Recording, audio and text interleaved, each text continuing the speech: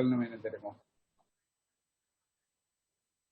ये week van der Waals force से attracted होता है, इस कारण काफी लेस अमाउंट में एनर्जी रिलीज होगी, क्योंकि सरफेस और मॉलिक्यूल के बीच में फोर्स ऑफ अट्रैक्शन बेकार है, weak van der Waals force of attraction है, इसलिए क्या होगी, less energy is release, less energy is release. इसीलिए अपन बोलते हैं ना, इसमें कि इंथैल्पी ऑफ एडजॉर्प्शन जो होता है वो लो होता है। इंथैल्पी ऑफ एडजॉर्प्शन क्या होता है, कम होता है। कम क्यों होता है, क्योंकि weak van der Waals force of attraction होता है इसलिए। और वो अप्रोक्सीमेट वैल्यू 20 से 40 किलो जूल पर मोल होती है। एंथैल्पी ऑफ एडजॉर्प्शन कम होता है, कम होने का रीजन ये हो गया कि मॉलिक्यूल और सरफेस के बीच में फोर्स ऑफ अट्रैक्शन बेकार होता है, इसलिए कम अमाउंट में एनर्जी रिलीज होती है। सर ये किलो जूल में क्या है, ये 20 to 40 किलो जूल। हाँ हाँ, 20 to 40 किलो जूल पर मोल।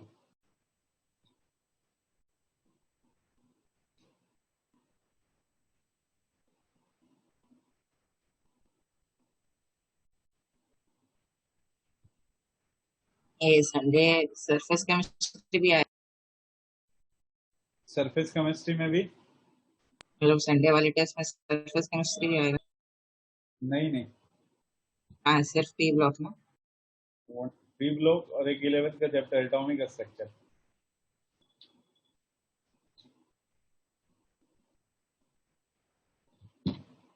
चलो हटाए ना इसको। सर एक सेकंड लास्ट।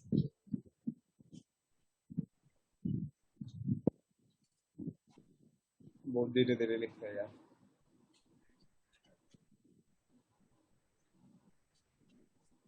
सर हो गया।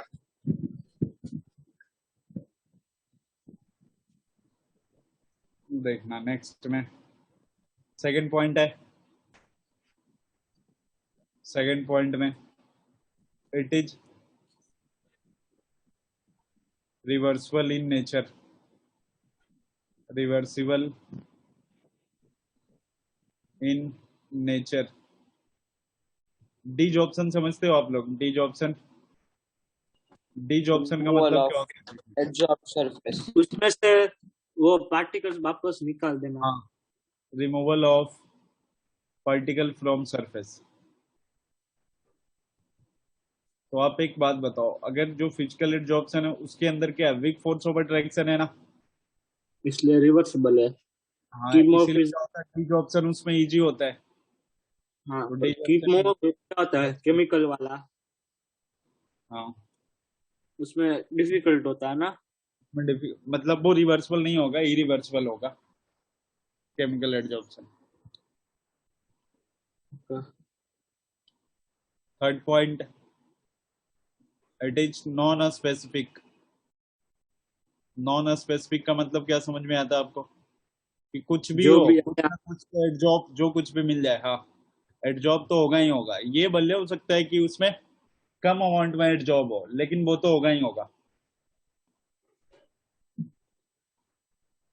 Fourth point, it forms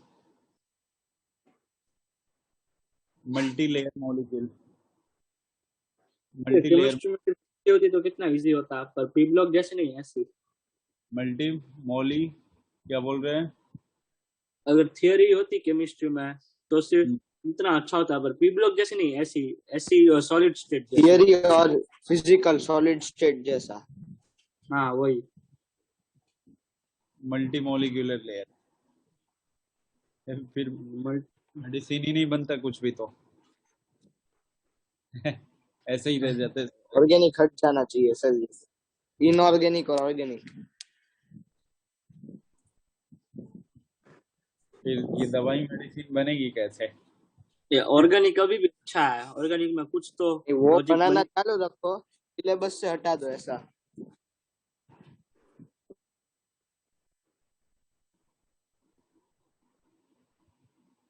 sir note करो। चले गए। नहीं नहीं, मल्टी लेयर का मतलब ऐसा हो गया, एक लेयर बना, इसके ऊपर, उसके ऊपर भी एक और लेयर बना, इसके ऊपर भी एक, तो सर ये तो फिर एड्जॉर्बेंट चेंज हो जाएगा ना, क्यों चेंज हो जाएगा?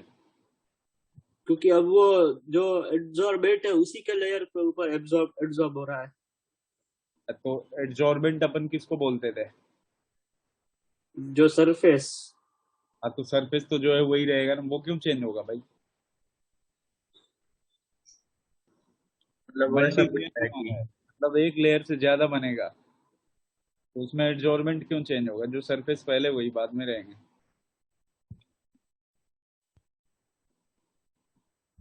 मतलब इसमें डायरेक्ट कांटेक्ट से नहीं होता ना डिसाइड? डायरेक्ट सरफेस पे नहीं होगा, ये मल्टी लेयर बनेगा तो क्या होगा? एक्चुअली फिजी ऑप्शन क्या होता है? Weak van der Waals force of attraction होगा। तो दो मॉलिक्यूल के हाँ बीच क्या होता है? Weak van der Waals force of attraction होगा। सर, मतलब मैं ऐसा बोल रहा हूँ कि ये जो लेयर है और उसके ऊपर ये हाँ लेयर है, तो ये हाँ जो उसके ऊपर वाली है उसका डायरेक्ट कांटेक्ट में तो ये है, उसके नीचे हाँ वाली लेयर। तो हाँ। फिर चेंज नहीं हो गया एब्जॉर्बेंट? कहाँ चेंज कहाँ हुआ? सबसे बिल्कुल स्टार्टिंग वाला जो लगा है ना।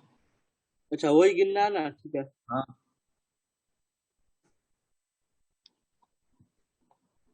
सर। हाँ, नेक्स्ट है, बोलो। कुछ हाँ ठीक है ठीक है। Effect of pressure. Effect of pressure, इसमें रेट ऑफ एड्जॉर्प्शन जो होगा, rate of adsorption directly. Directly proportional pressure of gas होगा। क्योंकि प्रेशर ऑफ गैस बढ़ाओगे तो नंबर ऑफ मोल्स भी बढ़ जाएंगे ना। पीवी कोस टू एनआरटी, तो प्रेशर डायरेक्टली प्रोपोर्शनल क्या होगा?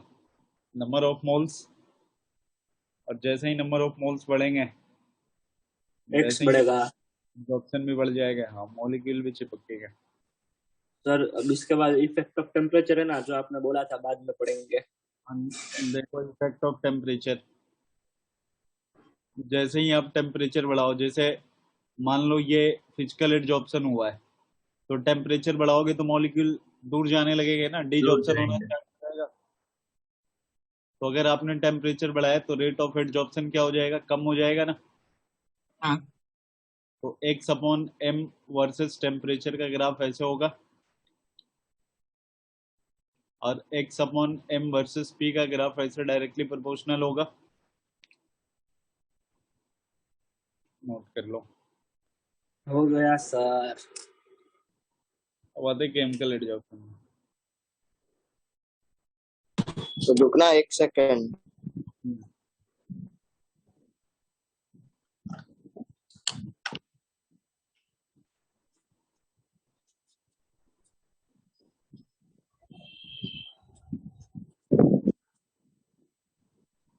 हाँ सर, हो गया। हो गया।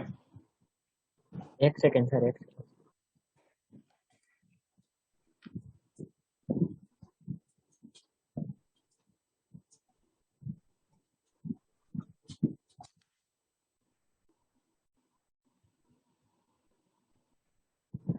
हाँ सर, हो गया। चलो इसके बाद देखना,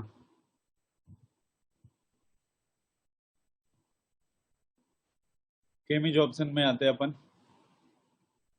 केमिज option,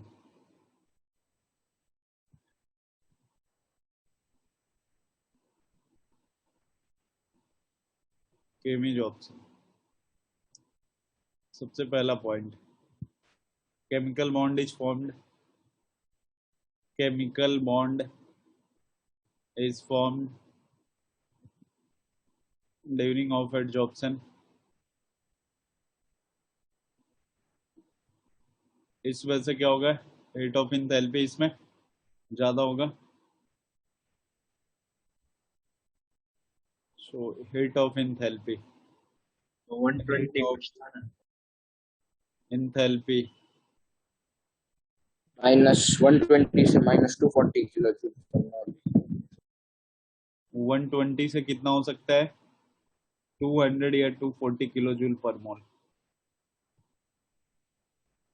second point, it is specific in nature. Specific होंगे ये, सबके साथ नहीं चल सकता। केमिकल बॉन्ड सबके साथ नहीं बन सकता ना। सबके साथ अगर बन ही जाता तो उसमें wonder It is just specific in nature. irreversible. Third point. Sir तो ये इसके पहले वाले में नॉन स्पेसिफिक का मतलब क्या था? जैसे कोई भी एडजॉर्मेंट के ऊपर कोई भी एडजॉर्मेंट आ जाएगा, कुछ भी एडजॉर्मेंट रख दो, कुछ भी, क्या कुछ ना कुछ तो होगा ही होगा, कहने का मतलब ये था। लेकिन केमिकल बॉन्ड जो होता है, एक प्रॉपर क्या होगा, एडजॉर्मेंट और एडजॉर्मेंट के बीच में ही बनेगा ना। केमिकल बॉन्ड तो सबके बीच में बन ही नहीं सकता है। आप सोचो सबके बीच में बनता तो कभी भी वंडरवॉल फोर्स ऑफ अट्रैक्शन आता ही नहीं, हमेशा क्या आता, कोवैलेंट बॉन्ड के नाम से आता। इसीलिए तो ये स्पेसिफिक इन नेचर और ये इरिवर्सिबल होगा, क्योंकि क्या होता है, केमिकल बॉन्ड का फॉर्मेशन होता है। और केमिकल होता है। इट फॉर्म्स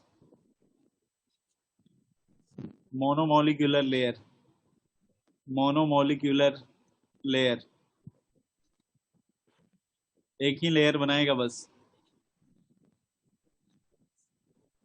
ऐसे चारों तरफ लगा देता हूं।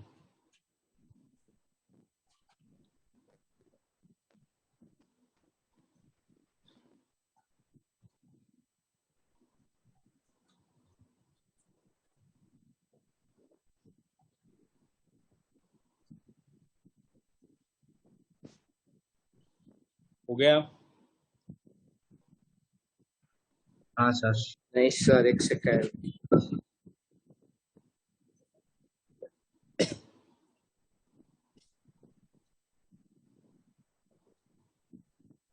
हाँ सर। नेक्स्ट है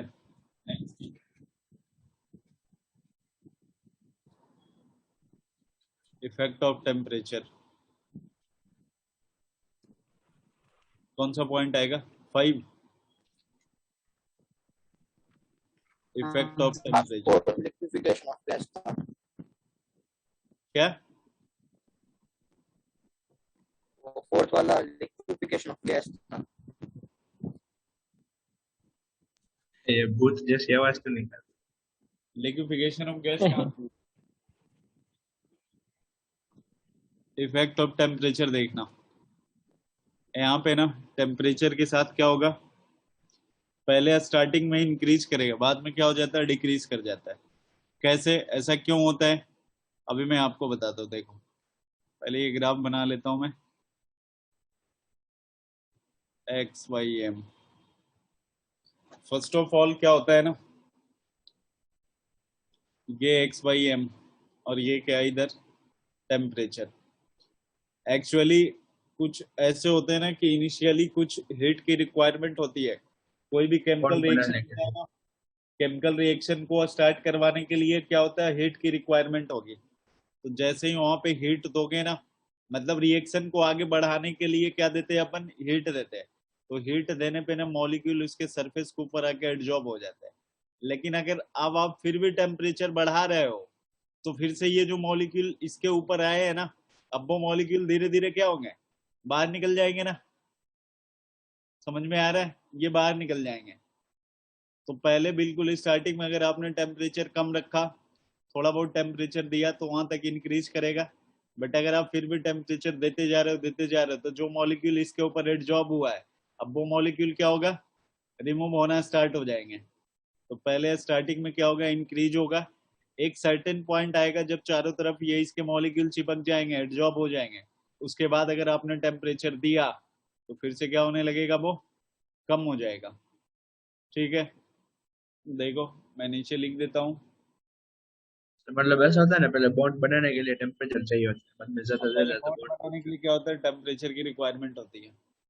initially some heat is required to initiate the reaction, to initiate the reaction, to initiate the reaction।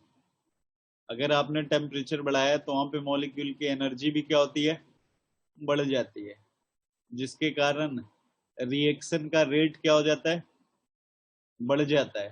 ठीक है, रेट ऑफ रिएक्शन इंक्रीज कर जाता है, इसका मतलब एक्स अपॉन एम की वैल्यू बढ़ जाएगी। But after particular point, after particular temperature if we hit up surface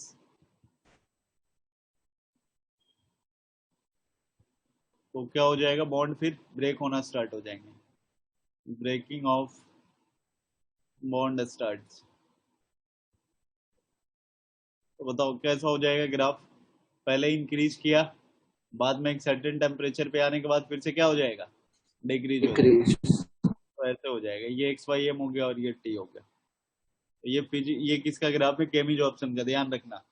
Fiji Jobson में क्या था, इनवर्सली था, ऐसे ऐसे नीचे की ये तरफ तो आ उसके जैसा ग्राफ है, एक्टिवेशन एनर्जी जैसा। गया। नोट कर लो।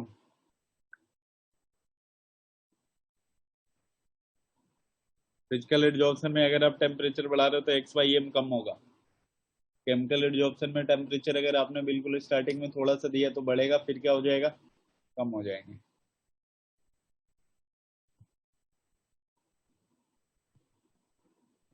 नोट हो गया।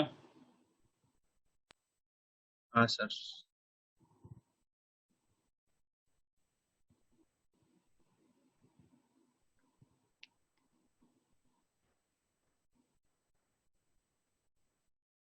सबने नोट कर लिया।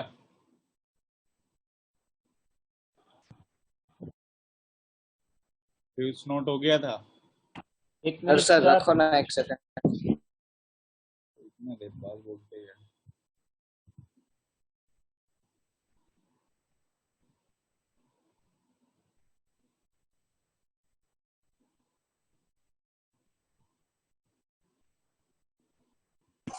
हाँ सर हो गया। चलो नेक्स्ट में देखना।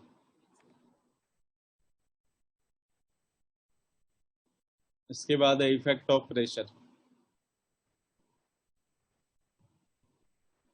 कौन सा पॉइंट आएगा, सिक्स्थ है क्या, हाँ sir. Effect of pressure, pressure का इफेक्ट। केमी जॉब्सन में ना क्या होता है, पहले प्रेशर बढ़ाने के साथ इंक्रीज करता है, बाद में क्या हो जाता है, इंडिपेंडेंट हो जाता है। ये अभी थोड़ी देर में आपको समझ में आएगा। Initially adsorption increases, then it becomes constant, then it becomes constant। Note कर लो। सर ये मतलब पहले जो मॉलिक्यूल के पास काइनेटिक एनर्जी होती है वो बॉन्ड में चली जाती है, ऐसा होता है। हाँ ये भी वैसे ही है बिल्कुल। इसी का एक्सप्लेनेशन फ्रेंडली एडजॉर्प्शन आइसोथर्म में पढ़ते हैं अपन। सर हाँ ये एक्सटेंट ऑफ एब्जॉर्प्शन और रेट ऑफ एब्जॉर्प्शन अलग अलग नहीं होना चाहिए? दोनों सेम है ना भाई। वैसा क्यों? अरे जो एक्सटेंट ऑफ एडजॉर्प्शन का मतलब क्या हुआ, रेट ऑफ एडजॉर्प्शन ही हुआ ना। ये एक्सटेंट तो टोटल में हुआ ना। तो एक्सटेंट ऑफ एडजॉर्प्शन अपन किसको बोल रहे थे, एक्स वाई एम। आप ऊपर देखो मैंने लिखवाया है ये। हाँ पर वो एक जैसा नहीं होना चाहिए। अरे तो एक्स अगर बढ़ रहा है, रेट ऑफ मतलब एक्सटेंट ऑफ एडजॉर्प्शन का मतलब क्या हुआ, रिएक्शन फास्ट जा रही है ना।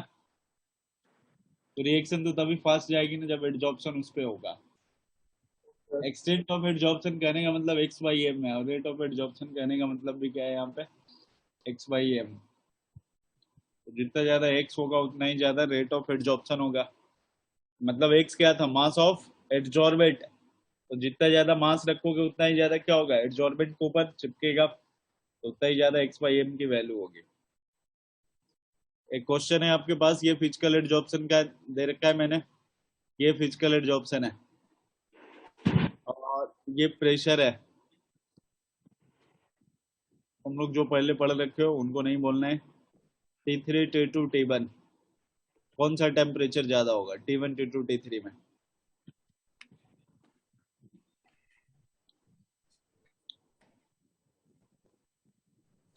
फिजिकल एडजॉर्प्शन है, ये ऐसे कौन सा ज्यादा होगा? T3 ऐसे ग्राफ नहीं बनता। ये तो प्रेशर वर्सेस प्रेशर का है ना सर, T3 ज्यादा होगा। X by m versus p दिया है मैंने, मतलब ये सारी T3 लाइनें क्या है, आइसोथर्म है। हाँ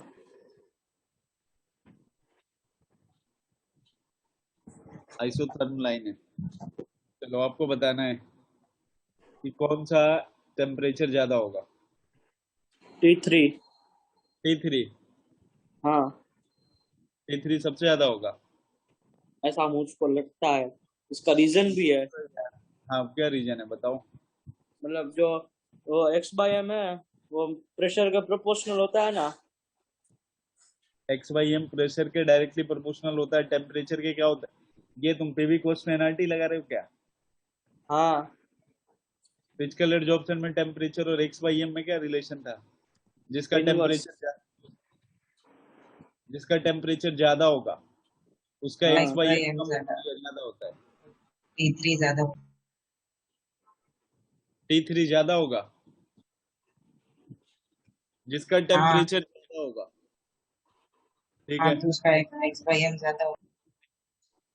एक्स उसका by m x by m होगा। कम होगा ना फिजिकल एब्जॉर्प्शन में। कम होगा इनवर्सली। हाँ हाँ हाँ, ठीक है।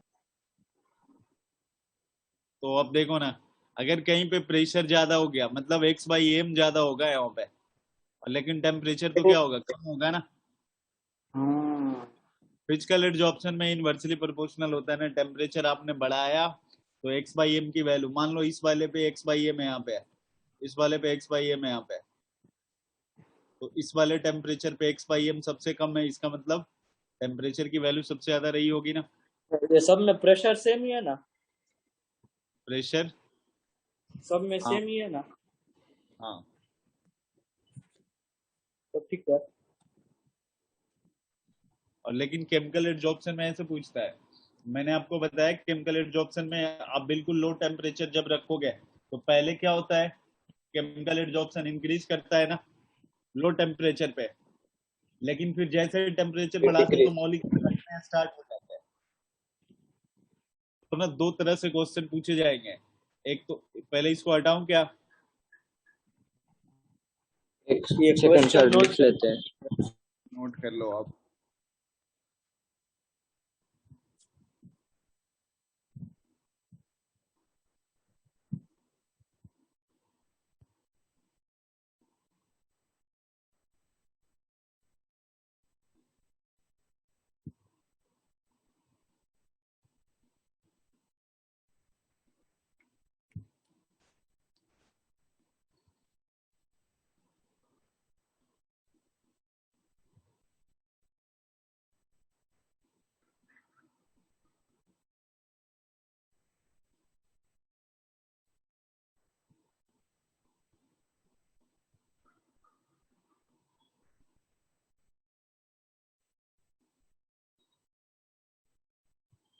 हो गया?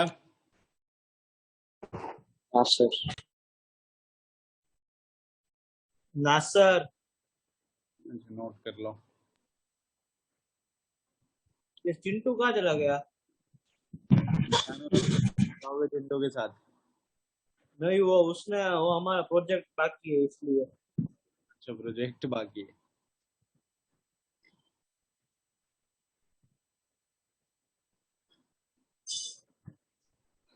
हटा देना अब। एक ही सेकंड सर, लिख रहे हो कि क्या कर रहे तुम करना। हम कुछ और कर रहे हैं।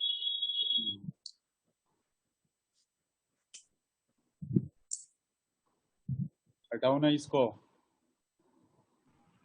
एक सेकंड सर, ए, हो गया सर।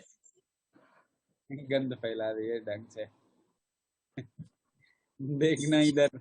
नेक्स्ट है केमिकल एब्जॉर्प्शन।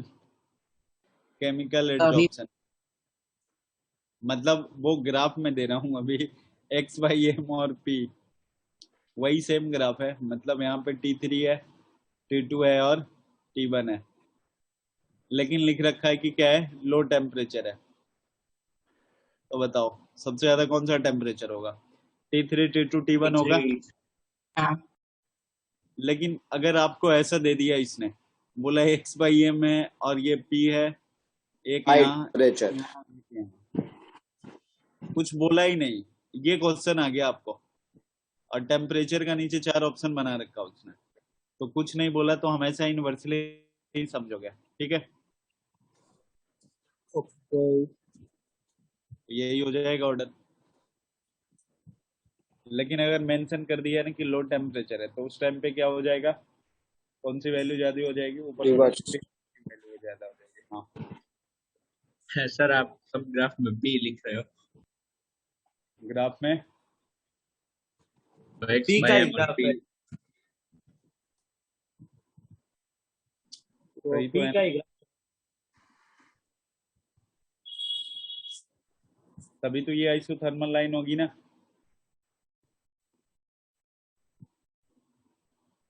टेम्परेचर तो सब में कांस्टेंट है, जैसे पूरे पूरे T3 लाइन है, उसके अंदर टेम्परेचर पूरी कांस्टेंट है उस प्रोसेस में।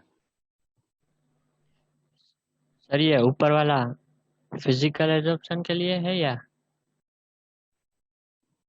ऊपर क्या लिखा है मैंने, केमिकल एब्जॉर्प्शन ना। अरे फिजिकल एब्जॉर्प्शन में तो इनवर्सली प्रोपोर्शनल ही होता, और कुछ बोला ही नहीं मैंने। केमिकल एब्जॉर्प्शन में ही बोला है ना कि लो टेम्परेचर होगा तो ज्यादा होगा, तो लो टेम्परेचर पे क्या होगा, एक्स बाई एम ज्यादा होगा तो टेम्परेचर ज्यादा होगी।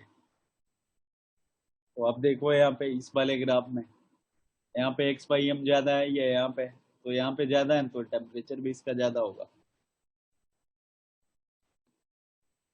हटाए ना अब।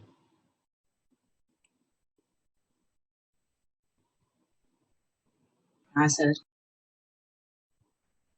चलो नेक्स्ट है, ध्यान रखना अगर कुछ नहीं बोला है तो क्या हो जाएगा, इनवर्सली प्रोपोर्शनल होगा टेम्परेचर के साथ हमेशा एडजॉर्प्शन।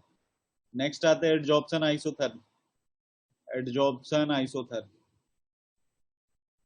एडजॉर्प्शन आइसोथर्म के अंदर ना एक पढ़ना है, आइसोथर्म है इसका मतलब टेम्परेचर की वैल्यू क्या होने वाली है, कांस्टेंट होने वाली है। और सबसे पहला है फ्रेंडुलिच, फ्रेंडुलिच H, adsorption isotherm, फ्रेंडुलिच adsorption isotherm, ये 3 प्रेशर पे डिफाइन होता है आइसोथर्म्स। सबसे पहला ऐसे, ये एक्स बाई एम, ये पी, ये यहां से ऐसे चला फिर ऐसे गया फिर इधर, ये यहां से लेके यहां तक जो है ना बिल्कुल स्टार्टिंग वाला, वो किसके ऊपर, लो प्रेशर, और ये वाला इंटरमीडिएट प्रेशर, और ये वो हाई देखो बिल्कुल प्रेशर। कांस्टेंट हो चुका है तो हाई प्रेशर, यहाँ से लेके यहाँ तक आगे जो भी आ जाए हाई प्रेशर। तो 3 अलग अलग केस पड़ते हैं बस यहाँ पर, देखो क्या होता है, ध्यान से देखना। Case 1, at low pressure, low pressure पे आपको x by m directly proportional क्या दिख रहा है, प्रेशर, ये दिख रहा है ना। लो प्रेशर पे क्या हो रहा है, एक्स बाई एम जो होगा डायरेक्टली प्रोपोर्शनल क्या है, प्रेशर है। आ रहा है समझ में, इस हाँ सर। प्रोपोर्शन लाइन हटाने के लिए कांस्टेंट लगाओगे तो x by m equal to क्या हो जाएगा, के पी हो जाएगा यार। केस 2 इधर लिख देता हूं मैं, at high pressure, at high pressure पे एक्स बाई एम डायरेक्ट लिख दे, के हो जाएगा क्योंकि पी का इंडिपेंडेंट हो जाएगा ना, वो तो डिपेंड ही नहीं करता हाई प्रेशर पे, तो एक्स बाई एम के वो इक्वल यही होगा, क्या, के ही होगा ना बस, एक्स वो बाई एम, कांस्टेंट के ही होगा। हाँ वो के कांस्टेंट है। तो अलग अलग है ना, मतलब लो प्रेशर वाला और हाई प्रेशर वाला के। ने ये फ्रेंडलिच ने कांस्टेंट दिया बस, एक्स बाई एम के इक्वल हो जाएगा। हाँ दो अलग मतलब अलग ये वाला के और ये वाला के अलग अलग है ना। वो अलग है।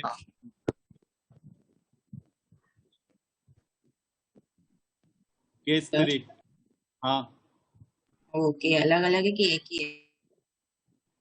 ये केस सेम है, सेम, अलग अलग क्यों,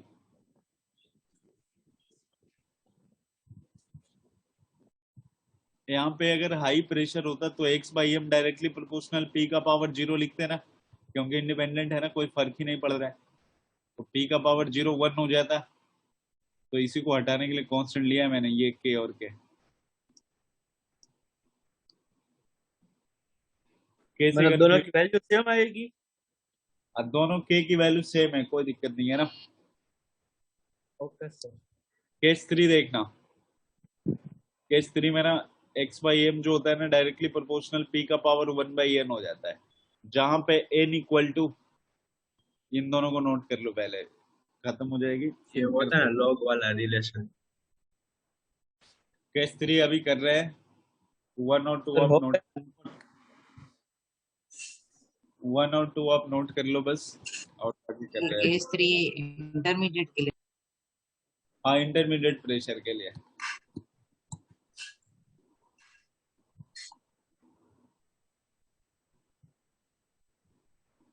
सर हो गया? हो गया तो हटा देते हैं और रिज्वाइन करो आप लोग। केस 3 देखना, at intermediate pressure,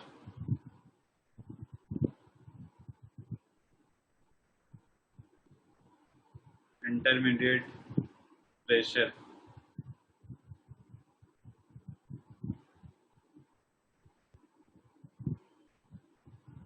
at intermediate pressure.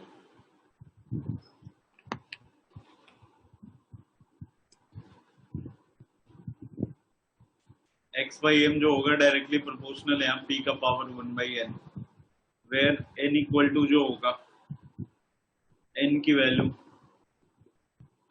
क्या होती है यहाँ पे, कैसी बात? ग्रेटर देन 1 होगी, less than 1 greater than 1, 1 by n की वैल्यू लेस देन 1 होगी। n की वैल्यू ध्यान रखना क्या होता है, n से 1 बाई n की वैल्यू 0। तो सर हाँ, सर तब तो वो मतलब पी स्क्वायर का प्रोपोर्शनल ऐसा कुछ नहीं होगा? p स्क्वायर कैसे आएगा बताओ आप मेरे को।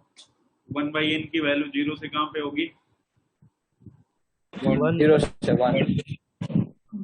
1 n की वैल्यू ग्रेटर देन 1 रखोगे तो स्क्वायर कभी आ ही नहीं सकता ना। नहीं पर मतलब वो उसमें तो 1 बाई 2 1 बाई 3।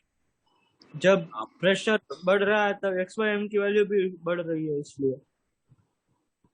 तो n की वैल्यू जो होगी ग्रेटर देन 1 रखोगे, क्या बोल रहे हो, जब प्रेशर बढ़ रहा है तो एक्स बाई एम भी बढ़ रहा है। बट एक सर्टेन बढ़ने का रेट टेम्परेचर कम हो रहा है। ना इंटरमीडिएट प्रेशर पे, ऐसा ओके नहीं है सर। कि अब प्रेशर बढ़ाते जाओगे फिर तो वो हाई प्रेशर वाली केस आ जाएगी ना। x by m equal to इस प्रोपोर्शन का साइन हटाने के लिए कांस्टेंट यूज करते हैं, k p का पावर 1 बाई n। अब दोनों तरह का अगर आप लॉग लगाओगे तो लॉग x बाई एम की वैल्यू क्या हो जाएगी, log k plus 1 by n, log क्या p हो जाएगा।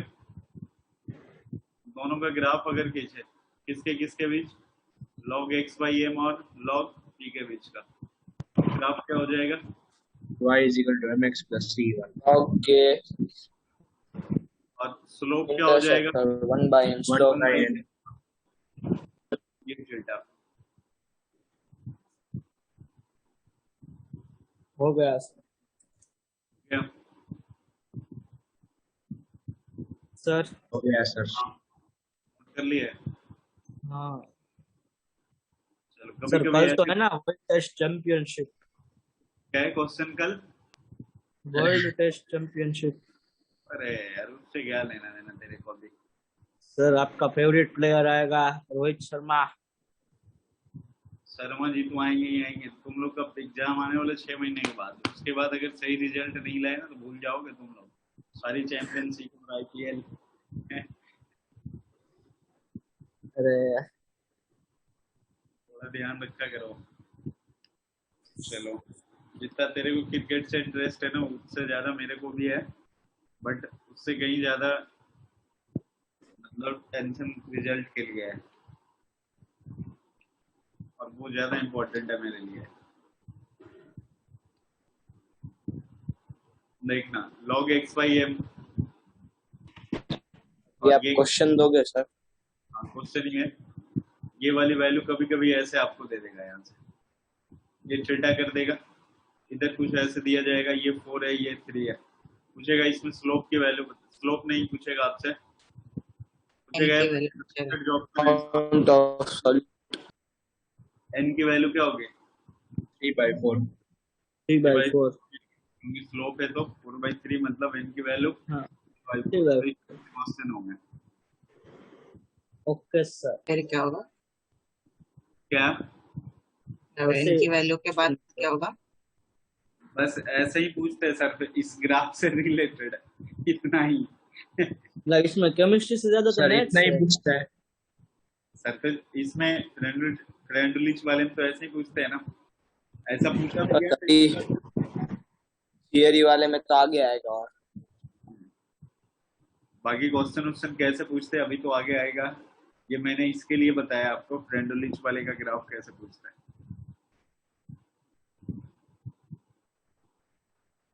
हो गया?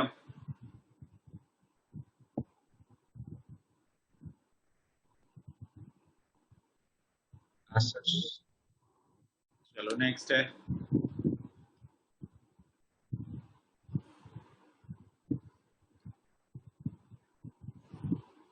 एक और साइंटिस्ट आए जिन्होंने नाम क्या दिया, लैंगम्यूर, अपना ही नाम दिया।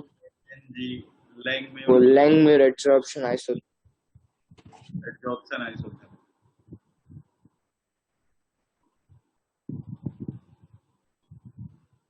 ठीक है, लैंगम्यूर एब्जॉर्प्शन आइसोटोप। देखो इन्होंने ना सीधा सीधा आकर के जो डेरिवेशन है ना उसकी जरूरत अपने को नहीं है और कैसे आया नहीं आया, लेकिन इन्होंने एक इक्वेशन उसी से रिलेट करते हुए दिया। ये केमिकल एडजॉर्प्शन के लिए उन्होंने डिफाइन किया कि एक्स बाई एम जो होगा AP + 1 + BP के इक्वल हो जाएगा, जहाँ पे ए और बी जो होगा कांस्टेंट होगी। वंडर वॉल वाले हैं कि अलग है? फ्रेंडलिच वाले ने मतलब फ्रेंडलिच में दोनों के लिए चलता है। क्या बोल रहे हो? फ्रेंडलिच वाले में दोनों चलते फिजिकल और केमिकल दोनों के लिए चलता है। हाँ, और ये बस केमिकल के लिए चलेगा जिसमें मोनोलेयर का फॉर्मेशन होता है। और सर ये अपना क्या बोलते हैं इसको? ए और बी और वो गैस कांस्टेंट नहीं है। ओके, आप तो समझ गए मैं क्या पूछ रहा था। क्या पूछ रहे थे तुम? अच्छा यही पूछ रहे, ए और बी ना। वो कभी कभी इसमें अब कंडीशन लगा देगा कि एट हाई प्रेशर, तो बहुत ज्यादा अगर आप प्रेशर रखोगे तो बताओ 1 + BP जो होगा किसके इक्वल हो जाएगा? खाली बीपी के इक्वल हो जाएगा। तो A/P आ जाए। AP/BP तो क्या आ जाएगा? B constant. भी याद करो, उसमें भी क्या आ रहा था हाई प्रेशर पे कांस्टेंट ही आ रहे थे ना। हाँ ये तो सेम हो गया। तो K = A/B ऐसा होता है। नहीं नहीं, है हाँ K = A/B नहीं,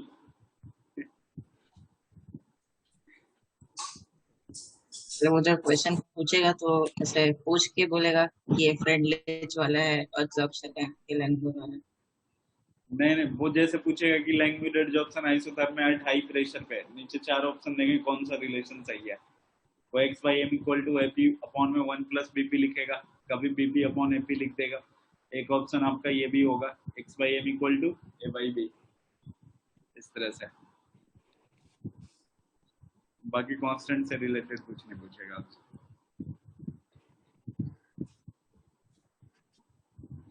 हो गया?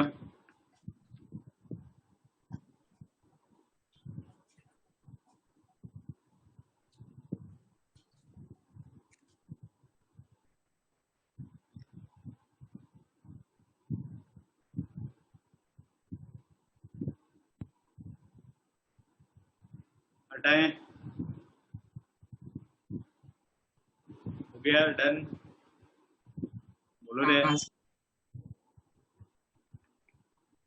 चलो फिर इसके बाद मैं आता हूँ वो जो पी ब्लॉक के क्वेश्चन है ना उसमें। शन की एनसीईआरटी। अरे वो शीट डिस्कशन। अच्छा ओके क्या वो आप पढ़ के आओगे? चलो ये देखना H1 H2 सेक्शन H वाला करना था ना अपने को। सर इसमें से दो तो आपने टेस्ट में भी पूछे थे डायरेक्ट ऐसा। ये और ये H2 H2 H2 पूछा भी था। पूछा सर। कोई नहीं, जो भी क्वेश्चन है कर लेते हैं। देखना आप ध्यान से। H5 H6 ये दोनों शायद करवा रखा था ना मैंने आपको, H5 H6। हाँ ये हो गए थे, आपने H3 H4 करवाया।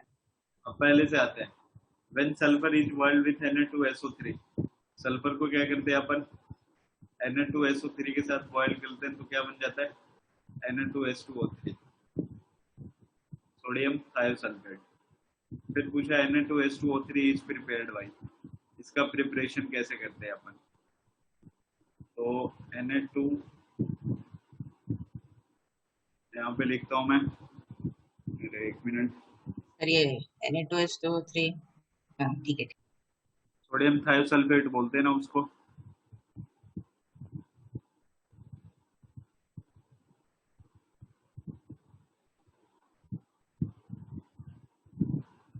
H2 का इधर लिख देता हूँ Na2H2O3 कैसे प्रिपेयर्ड करवाया जाता है। ऊपर वाले आप रिएक्शन लिख सकते हो लेकिन कोई ऑप्शन में प्रेजेंट ही नहीं है, ठीक है। तो ये NaOH प्लस सल्फर आपस में जब इसकी हीटिंग करते हैं ना तो ये क्या बना लेता है Na2H2O3 प्लस में Na2S प्लस क्या H2O, सी ऑप्शन। इसका रिएक्शन करवाओगे भी बन जाते हैं। द टर्म थायो इज यूज्ड कहाँ पे नहीं करते ना, तो इसमें नहीं करते सोडियम से और ये चीज चले रहे ना। हो गया।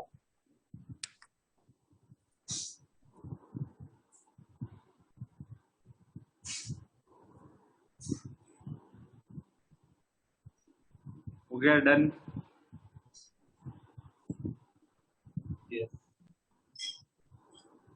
मैंने आपको ना सल्फर वाले फैमिली में कुछ रिवीजन करवाया था, ये पार्ट 3 करना है मेरे सर को। ये ये फर्स्ट वाले का D फर्स्ट। फर्स्ट वाले का D, हाँ H1 का। हाँ तो इसमें से P Q और S कौन सा क्वेश्चन आप पूछ रहे हो, H वाले या ये पार्ट? ये पूरा करवा दो। पार्ट। चलो देखना पूरा करवा दें।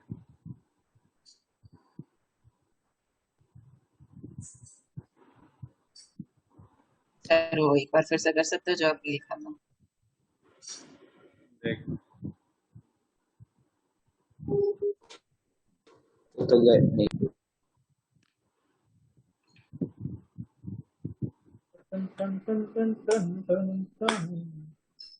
हाँ सर गया। चलो चलो देखना करते हैं ना, ये पार्ट 3 वाला। PCl5 मॉइस्ट एयर मतलब मॉइस्चर के प्रेजेंस में क्या होगी, हाइड्रोलिसिस होगी।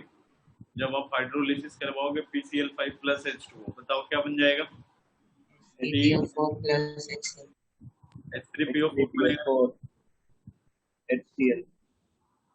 H3O4 पहला ऑप्शन सही है, P वाला। Q at least one of the tetrahedral, इसका क्या होगा, वो भी सही है। डिस्प्रोपोर्शनेशन रिएक्शन नहीं है, वो नहीं है। सही है। At least one P5 D5 bonding, phosphorus कितने बॉन्ड बना रहा है, 5। वो सही है।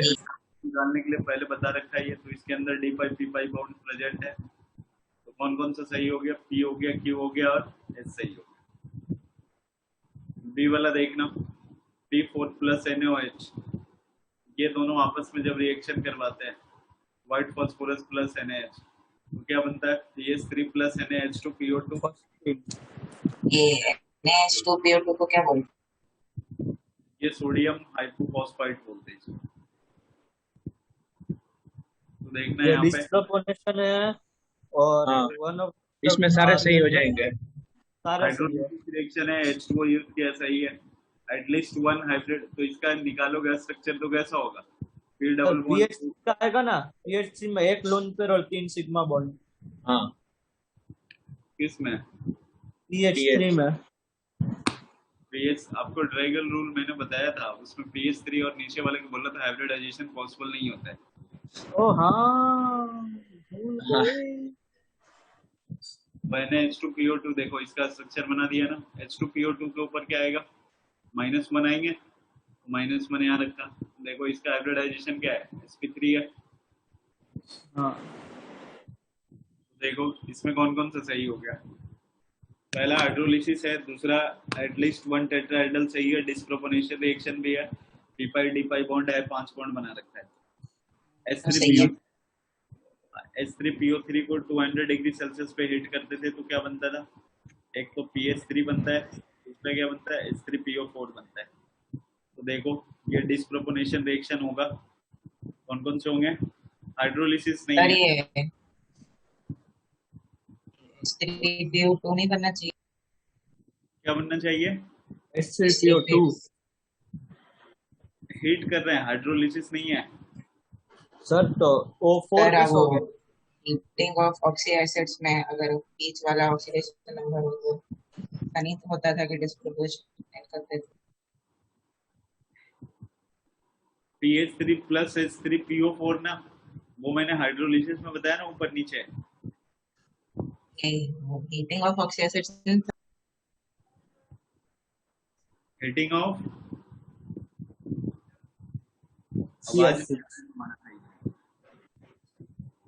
वो हीटिंग ऑफ ऑक्सी एसिड्स में अगर less than maximum oxidation number हो तो डिस्प्रोपोर्शनल रिएक्शन होता है, ऐसा था ना।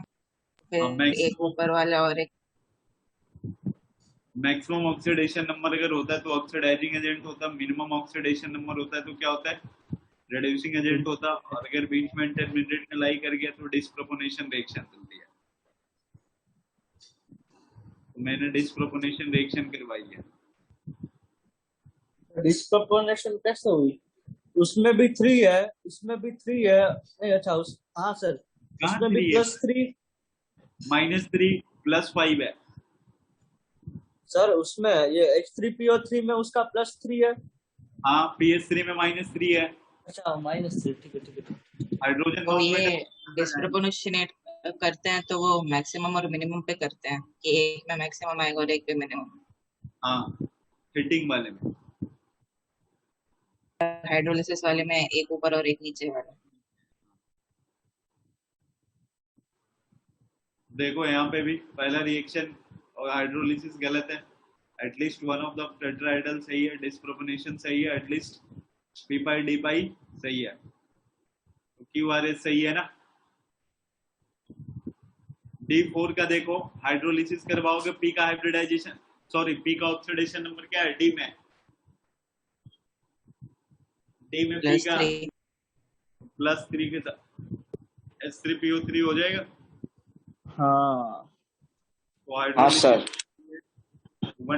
एटलीस्ट टेट्राहेड्रल डिस्प्रोपोर्शनल रिएक्शन नहीं है यार, ये पीछे शायद दिया डिस्प्रोपोर्शनल रिएक्शन नहीं है।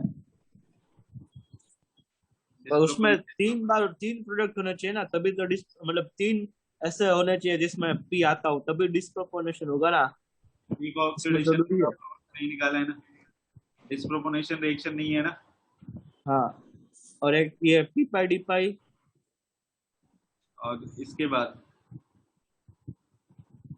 पीछे उन्होंने सिर्फ Q दिया है। हाँ पीछे सारे दिए PQ वाले। हाँ वही गलती से दे दिया उनका। किसी का किसी में दे दिया होगा। ये 200 डिग्री सेल्सियस का कुछ अलग रिएक्शन नहीं होगा? यार ये तो देखा ही नहीं, अलग लोचा लगा रखा है। टेम्परेचर देखना है यहाँ पे, अरे इधर निकल दिया, चलो यहाँ लिख देता हूँ। ये 200 डिग्री सेल्सियस पे ना P4 अगर आप नॉर्मल टेम्परेचर पे करवाते ना क्या बन जाता है, वही H3PO3, ठीक है।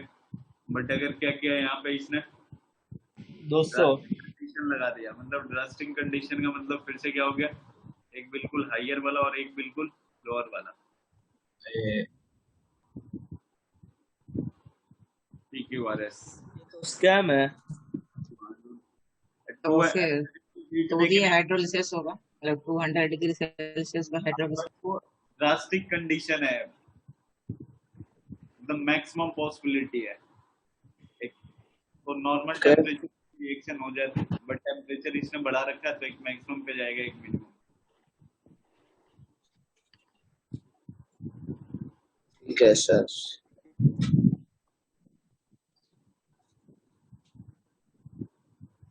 आगे बताओ।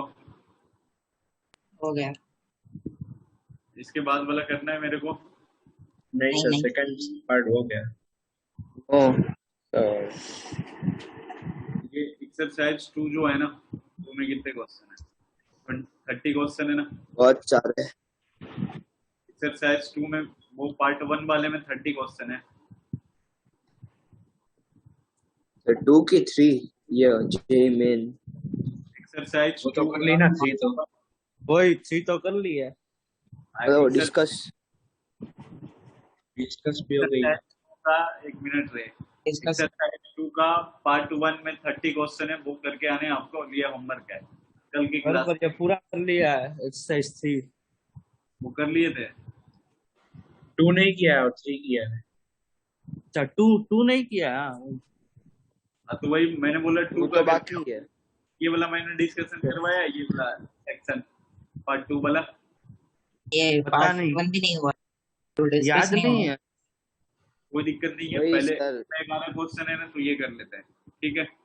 पहले मेंस का कौन सा कर लेते हैं। ये वाला part 2 JEE main online problem previous year, okay इसमें कम क्वेश्चन है, इसलिए पहले इसको निपटा लेते हैं अपन। निपटा लेते हैं।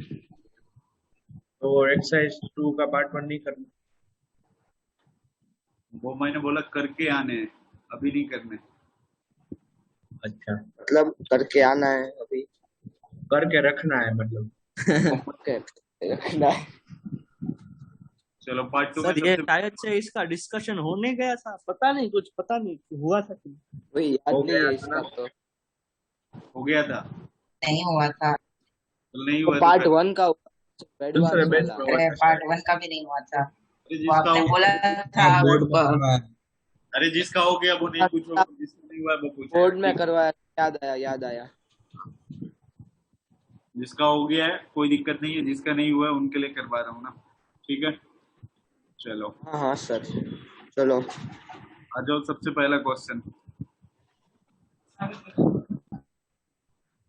अच्छा, ये अभी आप अभी करवा रहे हो? अभी ही करवा रहे सर हैं। रुको 2 मिनट, सर 2 मिनट रुको, बुक लेके आते हैं शीट वाली। लेके आ जाओ जल्दी से। सर अभी आप करवा रहे हो ये डिस्कस की हाँ, एक एक ये- क्वेश्चन। हाँ, एक एक क्वेश्चन।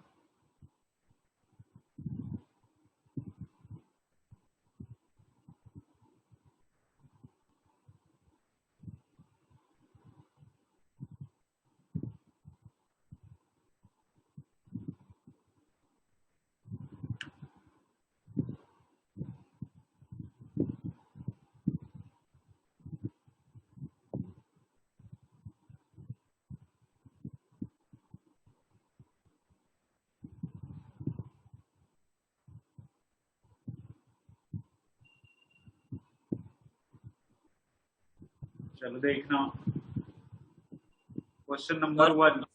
हाँ sir. Which of the following is H2S react with K2CR2O7? देखो, सर आपने सिर्फ पार्ट 1 बोला था या पार्ट 1 और 2 दोनों बोला था? अरे कोई दिक्कत नहीं है ना, कर लेते हैं ना, क्या 2 बार कर लेंगे, ज्यादा सही रहेगा और बेटर है। मैंने होमवर्क में दिया आप लोगों को ये एक्सरसाइज 2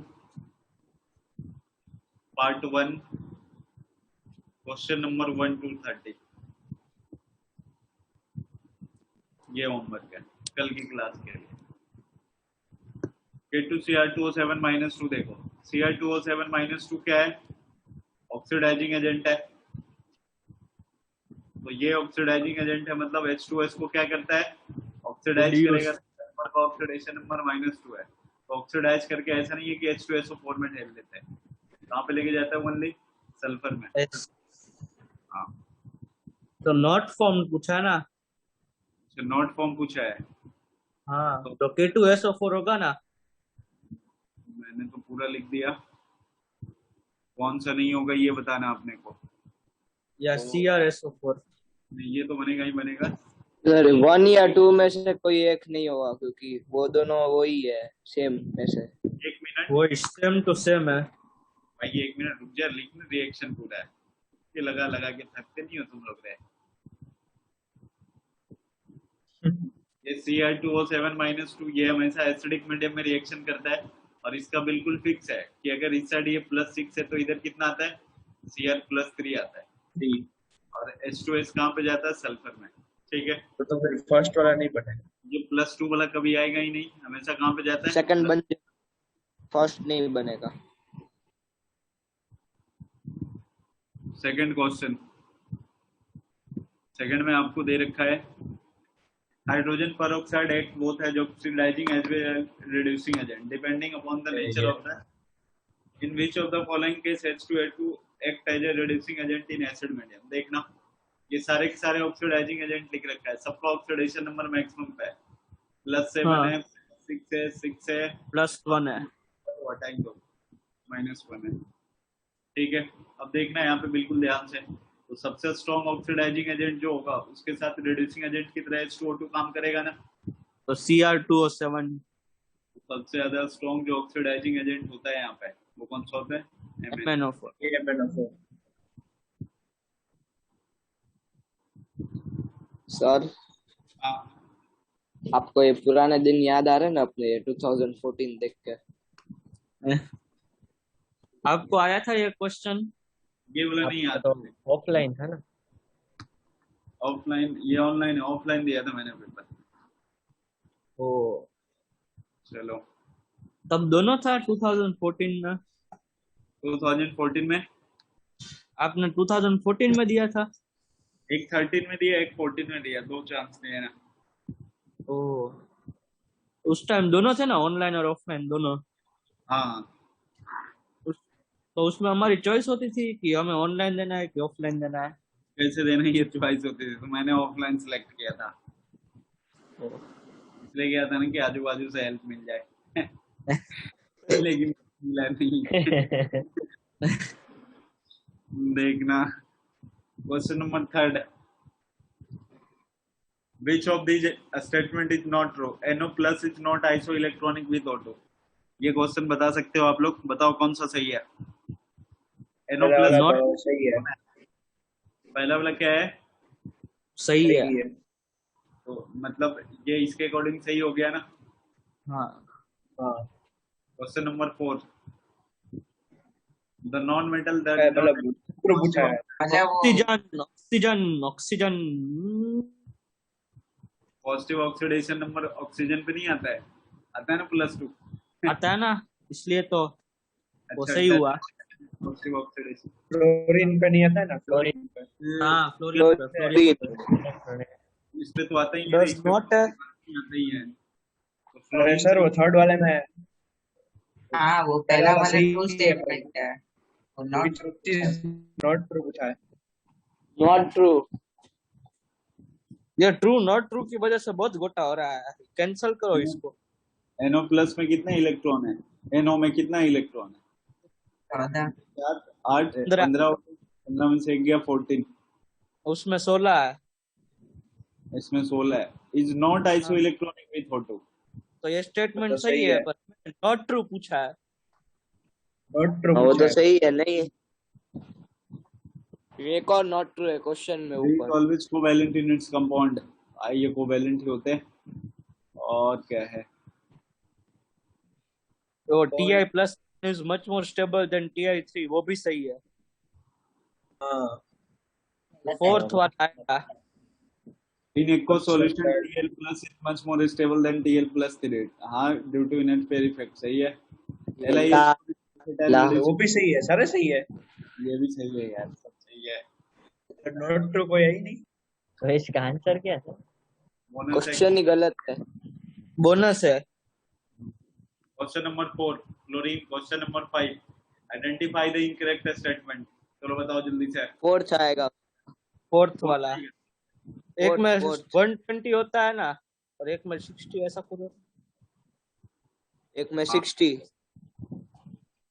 ये 4 सही है। हाँ क्वेश्चन नंबर 6 का 1 आइडेंटिफाई द ताजमहल वाला ये है तो ये एसिड ये रेन आया था ना वाला 8th 9th 10th में। एसिड रेन वाला है। Rain. In which of the following hydrogen oxidising agent. अगर हाइड्रोजन परऑक्साइड ऑक्सीडाइजिंग एजेंट होगा इसका मतलब खुद का क्या होने वाला है इसका रिडक्शन। -1 ये तो किए है। अरे सर ये 7th वाला तो टेस्ट में आया था डायरेक्ट, ऐसा डायरेक्ट आया था टेस्ट में। हाँ फोर्थ आएगा ना। हाँ सर देख 4th आएगा। भंडारी कैसे रे बता एक बार। नहीं मेरे को याद है, आज नहीं आंसर देख के बोल रहा है। मेरे पास है ही नहीं। हाँ तो गलत है ना, तेरे को 4th याद है तो गलत है। इधर देखो H2O2 में -1 है, ठीक है। और यहाँ पे देखो -1, ये खुद का डिडक्शन करवाना है तो -1 से -2 में जाना चाहिए ना। हाँ तो यहाँ पे देखो -2 है, हाँ तो ये क्या है? सही है। सही है ना। हाँ आगे सर बताओ। क्वेश्चन मार्क भी दिया है। हाँ वो फर्स्ट वाला सही हो गया ना तो BBS प्लस H2O2, हाँ -1 है ना। खुद क्या करना चाहिए? Hydrogen peroxide act as an oxidising agent. हाँ सही है। अरे थर्ड वाले का सेकंड सही दिया है। थर्ड वाले का सही दिया है। तो अरे हाँ सही ये सब options तो मैंने किए है, याद है। आप क्वेश्चन नंबर बताओ ना, कौन सा पूछ रहे हो? ये थर्ड का third उन्होंने वाला, पीछे करेक्ट आंसर ऑप्शन एक एक करके बोलो ना, तुम लोग एक साथ बोलोगे किसी को कुछ समझ में नहीं आएगा। हाँ अब बोलो। हाँ बोल रहा है सही थर्ड दिया, पीछे का सही आंसर 2 थर्ड का सही आंसर 2 सेकंड दिया है। वाला ऑप्शन दिया है। हाँ तो गलत है भाई, चारों चारों सही हैं, ठीक है। इसको हटा दो। बोनस लिख दो ऊपर से। क्वेश्चन नंबर 7, यहाँ पे -2 है, -1 है, -2 है, तो ये हो जाएगा। समझ में आया? अब क्वेश्चन नंबर ये सेकंड ऑप्शन में भी -1 है, ये -2 है, तो इसको टिक करके नहीं आना, नहीं तो गलत हो जाएगा। क्यों गलत हो जाएगा? क्योंकि MnO4 यहाँ पे खुद ऑक्सीडाइजिंग एजेंट है, तो ये रिड्यूसिंग एजेंट की तरह काम क्या होगा? रिड्यूस। हाँ ओके। क्वेश्चन नंबर 8, ये खुद सर से ये करने मैं बताऊं, इसका शायद से थर्ड वाला आता था, थर्ड वाला। ये निकालना यार, मोल मेथड लगा के अब तुम लोग ये कैलकुलेशन तो कर सकते हो। Question number 9, good reducing nature of H3PO2 is due to the pH bond. POH या PH पता नहीं। pH बॉन्ड के चलते, तो कितना pH बॉन्ड होता है? एक ही होगा ना, क्योंकि एक ही तो पी है। होंगे ना। स्ट्रक्चर ध्यान रखो तुम लोग। H3 दो होंगे ना, दो होंगे दो। PH और POH बराबर। क्लास 11 से इसका स्ट्रक्चर बनाते आ रहा हूँ, अब तक बना रहा हूँ। pH कितने हो गए? 2। क्वेश्चन नंबर 10 में देखना क्या पूछा है इसने। The chemical nature of hydrogen peroxide oxidising इसमें पता ही नहीं चल रहा। में दिया था इसका answer. Iodine react with concentrated HNO3, concentrated HNO3 के साथ रिएक्शन करेगा, कहाँ जाएगा? HiO3 में जाएगा। ये करवाया मैंने आपको ओजोन उसमें क्या बोलते हैं HNO3 के प्रॉपर्टीज में, कि नॉन मेटल के साथ रिएक्शन करता है HiO3, सल्फर के साथ किया तो H2SO4, कार्बन के साथ कर रहा था तो CO2, आयोडीन के साथ कर रहा था तो HiO3। तो ऑक्सीडेशन नंबर क्या है? 5 HiO3 हो गया। खत्म हो गया। डन। एक्सरसाइज 2, सर ये 10th समझा दो ना। केमिकल हाइड्रोजन परऑक्साइड जो होता है ना, देखो क्या पूछा है, ये ऑक्सीडाइजिंग एजेंट भी होता है एज वेल एज क्या होता है?